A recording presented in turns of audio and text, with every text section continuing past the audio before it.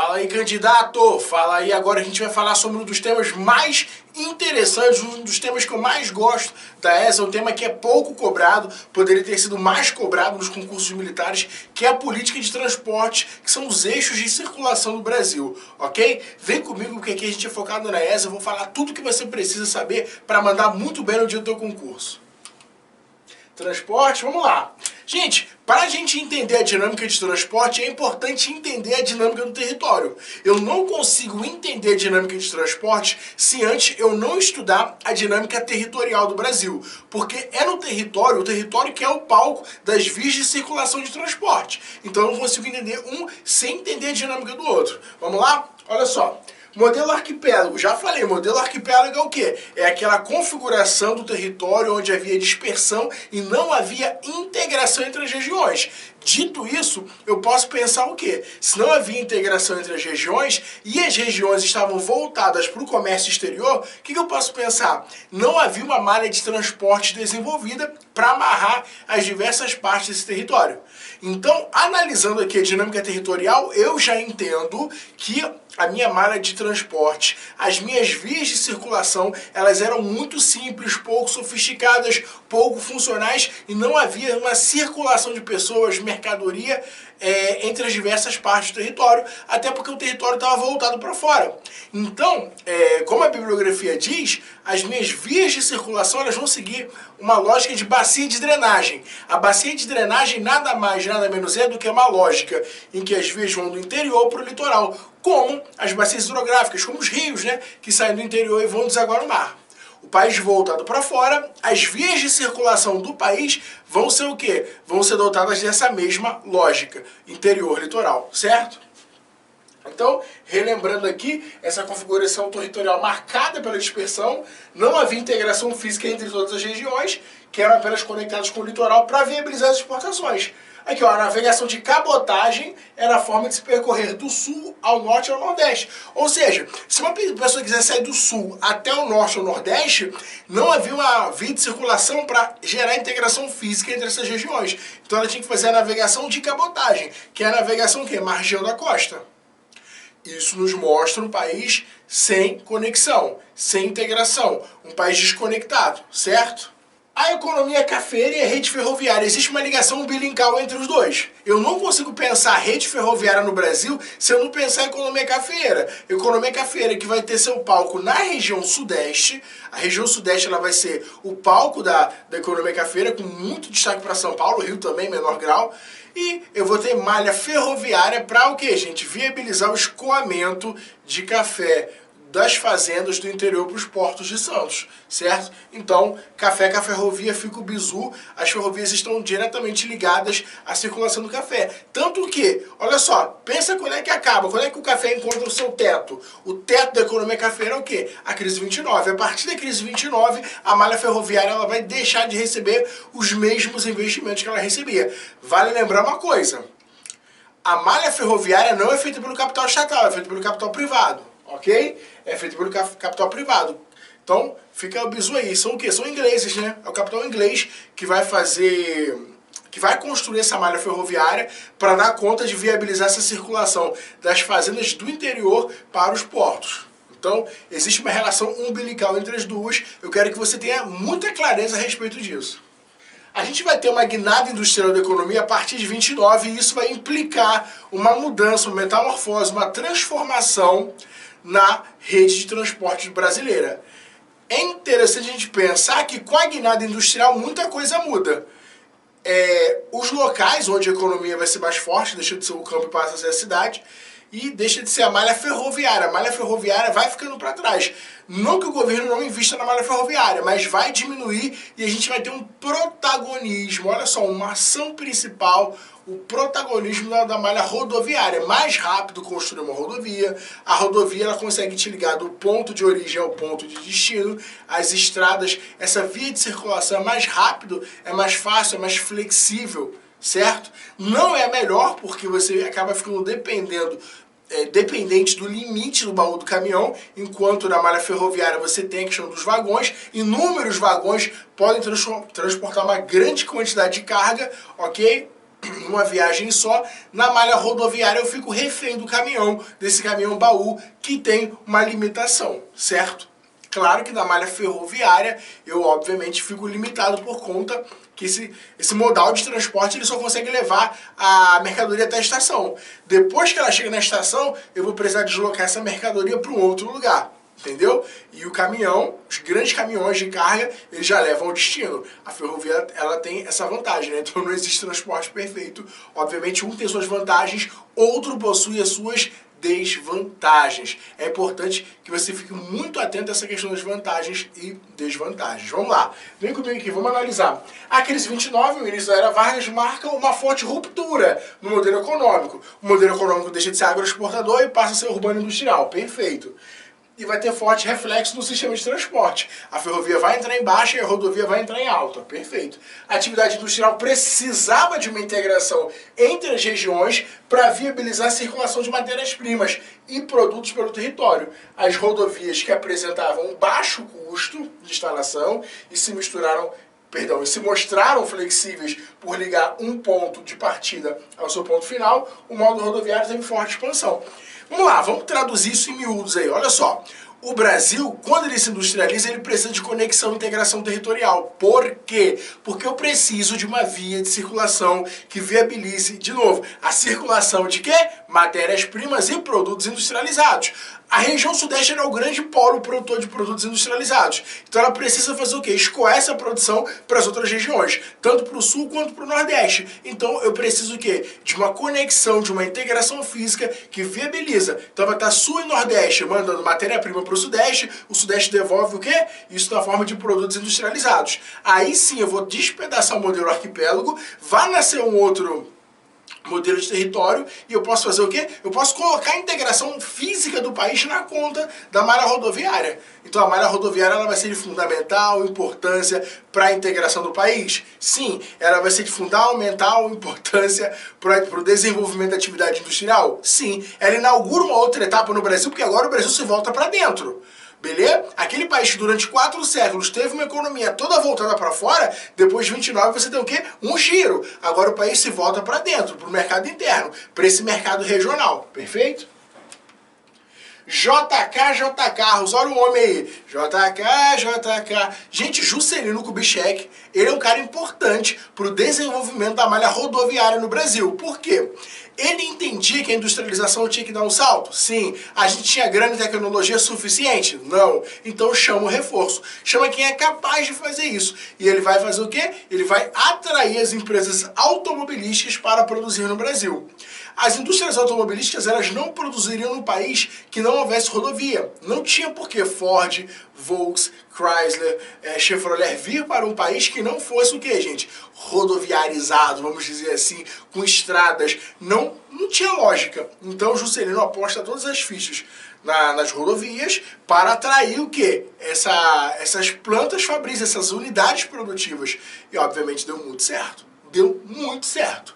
Tá? Vale só lembrar que elas ficaram no ABC Paulista, ali, Santo André, São Bernardo, São Caetano, hoje ABCD, por conta da inclusão de Diadema, mas a indústria automobilística foi um gatilho do desenvolvimento da malha rodoviária. Não à toa, ele vai buscar essa integração com outros cantos do país. A Belém-Brasília, por exemplo, é um ótimo tópico para ser falado. A Belém-Brasília ligando aí o centro-oeste ao nordeste. A própria Brasília vai funcionar como esse eixo de integração nacional e dela vão sair várias radiais para promover essa integração territorial e, obviamente, encorajar um povoamento e a circulação de matérias-primas, produtos industrializados. Tá entendendo o background, o plano de fundo histórico para você perceber o que, gente? Esse plano de fundo mostra que a opção pelas rodovias não estava descolado de outros momentos que o Brasil vivia. O Brasil se industrializava, se integrava, se conectava, promovia políticas de povoamento do interior. Então era necessário o que, gente? Era necessário a construção de rodovias. Certo? Então Juscelino, né? Já falei isso aqui, beleza? Perfeito, aqui ó. Belém, Brasília e Brasília Acre são exemplos de como Brasília vai ser esse centro de dispersão rodoviária. Agora a gente pensa no regime militar e a gente tem A gente já sabe já que o regime militar ele tem duas pernas, segurança e desenvolvimento. Desenvolvimento da economia, segurança do território. E uma das frases, né, do regime militar era integrar para não entregar. Era necessário integrar o território para não entregá-lo a potências internacionais que tinham o zóio grande aonde? Na Amazônia, certo? Sim.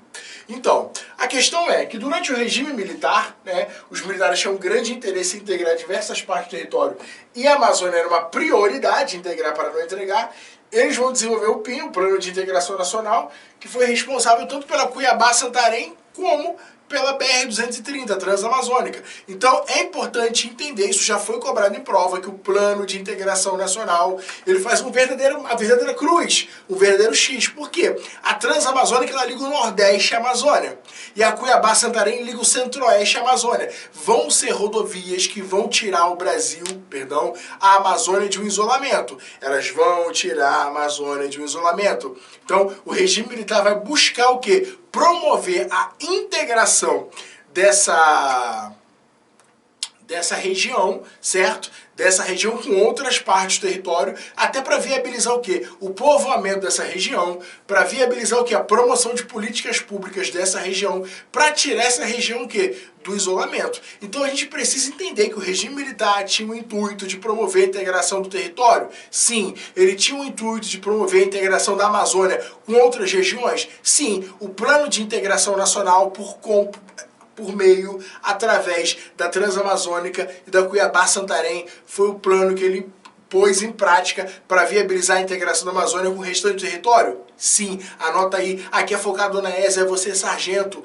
é você dentro da farda. Gente, olha só, a prova tá chegando e vai dar bom, você tá no melhor curso virtual, com certeza essa farda é sua, não desanima não, não desanima, aqui é focado na ESA, é foco no foco, vamos lá. O regime militar, então, promoveu essa política de integração. Então, se cair na prova, você já sabe que Plano de Integração Nacional é BR-230, Transamazônica, e BR-163, Cuiabá-Santarém. É importante lembrar que a Transamazônica, ela não foi concluída, tá? Ela, infelizmente, não foi concluída, ela foi inaugurada no governo de Médici, na década de 70, com o intuito de promover essa integração, mas não vai ser concluída. A década de 90 é a gestão privada das rodovias. A década de 90 é um giro na economia nacional. A gente tem o Estado, né, se retirando do papel central de promover gestão econômica, certo? E vamos ter concessão de rodovias à iniciativa privada. E o Brasil passa a conviver com mais pedágios durante, né, suas viagens. Tu vai encontrar mais pedágio a partir da década de 90 por conta de que vai ser a forma como a iniciativa privada vai rentabilizar essa aquisição dessas concessões de rodovia. Então é importante lembrar que a partir da década de 90 você tem uma diminuição do papel do Estado na economia e como é que fica no transporte? Nós temos o que? A privatização, porque é o Estado brasileiro que vai fazer pesados investimentos na questão dos transportes. O Estado ele é a mola mestra, né? A chave mestra dos investimentos, do planejamento, da execução, tá? Dessas obras de transporte. Hidrovias, hora boa, vamos falar de hidrovia, ó, Rio de Planície, navegação, Rio de Planalto, energia, motivação, Rio de Planície, navegação, Rio de Planalto, energia, motivação, pegou, né? Então é isso aí, gente, o Brasil tem vários rios que tem possibilidade de navegabilidade, né? No entanto, a gente subaproveita essa capacidade, poderíamos aproveitar muito mais essa capacidade de navegação, ela é subaproveitada. Vamos analisar isso aqui, hein, gente? Apresentam baixos custos de implantação, mas depende da disponibilidade de rios de planície ou trechos de rio de planalto que sejam navegáveis. Então você já tem a limitação física. A limitação física é uma dos limites, certo? É uma das questões que a gente vai analisar hidrovia, vai sair hidrovia, certo?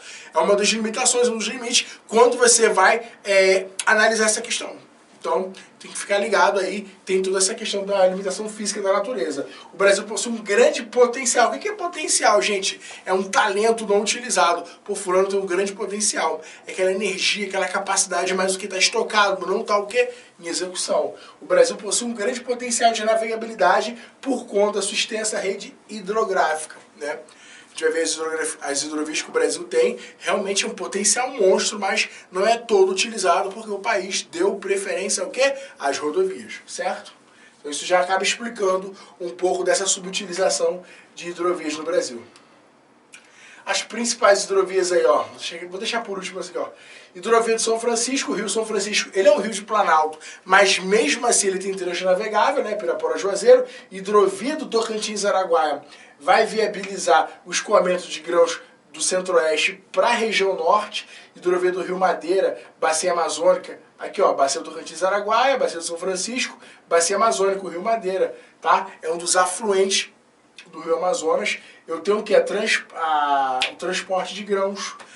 Rio Madeira, tá? Eu vou depois jogar tudo pro porto de Itacoatiara, no Rio Amazonas, e vai viabilizar para ser escoado lá no Pará, pelo porto de Belém. Hidrovia Paraná-Paraguai também vai escoar grãos do centro-oeste para os países da América do Sul. E uma das mais importantes, a hidrovia Tietê-Paraná. Anota aí, galera, hidrovia Tietê-Paraná. Dorme não, dorme não. Não dorme. Aqui é isso aí, galera. É só bizu.